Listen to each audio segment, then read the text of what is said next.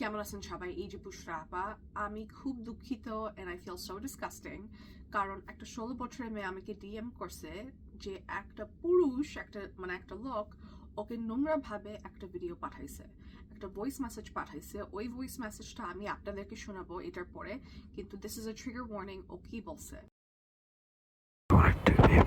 তোমার মতো একটা ঠোঁট পেলে চুষে ভোতার ঠোঁট দুটোই লাল করে ফেলতো।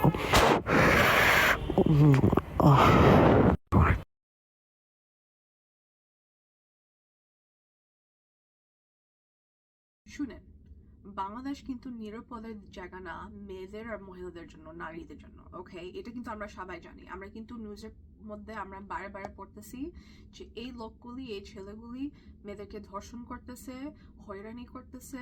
আর আপনাদের যদি টিকটক আছে, ইনস্টাগ্রাম আছে, আপনারা কেন বাচ্চা মেয়েদেরকে এইভাবে নোংরা ভিডিও পাঠাইতেছেন, এইভাবে ভয়েস মেসেজ পাঠাইতেছেন? আপনাদের কোনো লজ্জা নাই?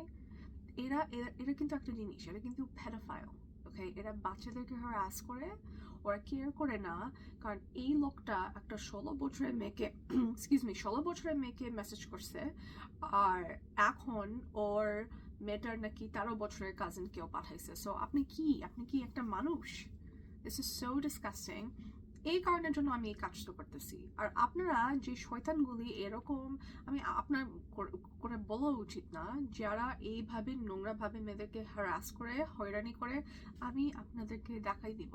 I'm gonna expose all of you guys because আপনারা আমাকে harass করেন আর এরকম বাচ্চা মেয়েদেরকে harass করতেছেন। No, honey, this is changing. This is changing. So, this guy Mir Atik, আপনি কিন্তু শিখবেন মেয়েদের সাথে কেমনে করে ব্যবহার করতে হবে। ওকে,